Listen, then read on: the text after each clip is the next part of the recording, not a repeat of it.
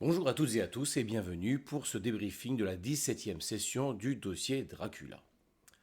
Alors, avançons sans plus tarder sur le déroulement de cette session. Donc ça a commencé d'abord par essentiellement la fuite, l'évasion de l'ambassade de Roumanie à Londres.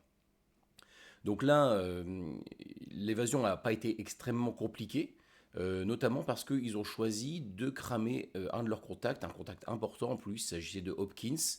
Hein, donc à partir du moment où ils ont décidé de sacrifier ce contact, j'ai décidé de simplifier grandement la fuite de l'ambassade, parce que c'était quand même un sacrifice assez important. Et ça me donnait l'occasion aussi de renforcer leur côté un peu badass, leur côté super-héros, là, le fait de s'échapper de cet environnement sans trop de difficultés. Ils ont quand même eu un petit combat à gérer, mais j'ai pas voulu remettre encore un combat après à la sortie de l'ambassade. Justement pour pas faire traîner les choses, j'estimais que la situation était résolue et elle permettait de mettre en évidence aussi les talents des uns et des autres et aussi le talent de hackeuse de Hopkins. Donc voilà pour cette séquence, c'est un peu l'équivalent de Mina Harker plus dans l'épisode du Proserpine, au moment où, à partir du moment où il sacrifie aussi cet atout, eh bien c'est une sorte de joker qui leur permet un peu de se sortir d'une situation délicate. Ensuite, il y a eu l'exploitation du mécanisme de piste. Donc ce mécanisme de piste, il reste toujours intéressant ici. On a vu une application concrète dans la fiction, c'est que pendant que deux des personnages se consacraient à la recherche des informations, hein, c'était le cas de Yonut et de Oliver, un troisième personnage était occupé à gérer la valeur de la piste, donc essayer de semer les poursuivants, essayer de gérer aussi la pression, faire redescendre tout ça. Donc ça induit aussi une certaine dynamique de jeu et ça oblige du coup, ça contraint les personnages à se partager les tâches. Ça donne aussi une utilité à chacun puisque celui qui n'est pas en train de rechercher des informations, donc il peut trouver une utilité en agissant pour faire baisser cette pression ou pour faire remonter cette piste pour semer un peu leurs poursuivants. Et donc là, il y a une traduction narrative puisque Madison a décidé donc de repartir en Europe, de faire un leurre pour amener Edom à les rechercher ailleurs et donc gagner du temps, brouiller un petit peu les pistes. Ensuite, dans cette séquence-là, dans cette séance-là, il y a eu un petit moment d'improvisation euh, au moment où les joueurs s'intéressent au contenu du dossier, ils s'attardent un moment sur une illustration qui est celle du bureau de Singleton, dans laquelle ils repèrent une planche Ouija avec des lettres en hébreu. Donc c'est vrai que c'est un élément qui peut attirer l'attention. Et heureusement, là, le livre est plutôt bien fait puisque cette planche Ouija, elle est présentée, elle est traitée dans le manuel qui accompagne le meneur de jeu, hein, le manuel du réalisateur. Et donc, quand on regarde un petit peu la description, on a différentes indications, différentes pistes. Et là, quand un des joueurs me demande s'il peut refaire cette planche Ouija, bah là, j'ai pas d'indication. Donc là, le réflexe premier, c'est, je pense, un réflexe qui est toujours intéressant à voir, c'est de répondre oui, mais. Hein, c'est-à-dire d'autoriser le joueur à le faire, mais de donner une condition. Donc là, c'est ce que je fais à ce moment-là de la partie. J'accepte sa proposition, je dis oui, tu peux faire cette table Ouija, mais il faut que tu aies accès à des textes de première main, des textes sérieux d'occultisme, notamment par exemple le Zohar, hein, puisqu'il y avait les lettres hébraïques qui aiguillaient vers ça. Donc pareil, le Zohar, c'est également un élément qui est présent dans le manuel du réalisateur.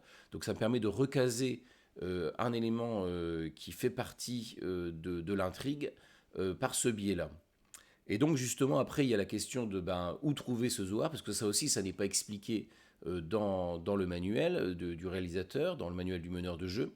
Et par contre il y a un petit paragraphe qui s'appelle connexion, qui permet de voir à quel personnage cet artefact, cet objet peut être relié.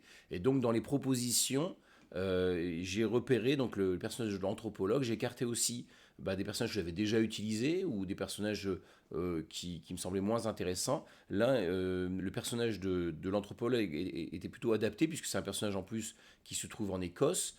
donc qui est accessible. C'est un personnage d'après son background, qui a toutes les raisons donc de posséder éventuellement ce Zohar.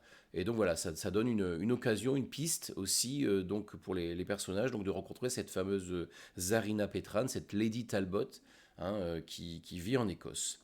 Donc voilà, un exemple de comment on peut improviser une réponse comme ça en cours de partie en s'appuyant sur le manuel du meneur de jeu qui accompagne cette campagne. Et enfin, donc, la séance se termine par cette fête libertine. Donc cette fête, elle est annoncée en fait depuis un petit moment, hein. Elle est annoncée déjà dans les lettres qu'ils ont pu trouver en attaquant Ida, hein, l'une des épouses de Dracula.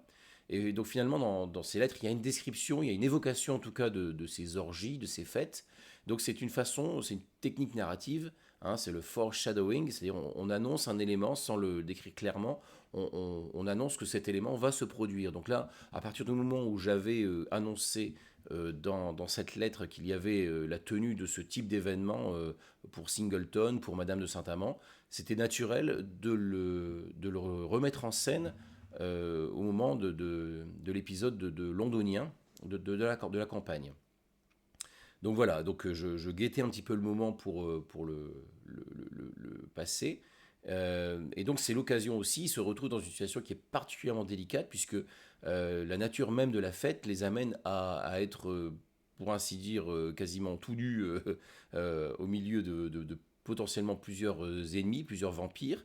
Et donc ça donne une situation qui était assez tendue, qui est assez délicate à gérer, avec en parallèle donc la fouille de Younout qui met la main sur un document très précieux qui va sans doute leur révéler de nombreuses choses. Donc voilà, c'est quelque chose qui, je trouve, a fonctionné plutôt pas trop mal et qui, j'espère, va donner des développements assez intéressants par la suite. Voilà, eh bien, je n'en dirai pas plus pour ce débriefing de cette séance et je vous donne rendez-vous très bientôt pour la séance 18 du dossier Dracula. Alors à noter aussi, avant de vous quitter, deux choses. Premièrement, j'ai mis à disposition les comptes rendus écrits des parties sur le forum Casus No, hein, dans la partie retour JDR. C'est simplement la transcription des petits résumés que font chacun des joueurs en début de partie. Et puis, je voulais aussi vous signaler que le dossier Dracula est actuellement disponible dans un bundle à bas prix, enfin un prix on va dire raisonnable, avec l'ensemble des documents pour le mener. Voilà, il y a actuellement un bundle qui court jusque novembre pour se le procurer. Donc si jamais l'expérience vous tente, voilà, c'est peut-être le moment de sauter le pas. Voilà, je vous donne rendez-vous très bientôt pour la suite de nos aventures.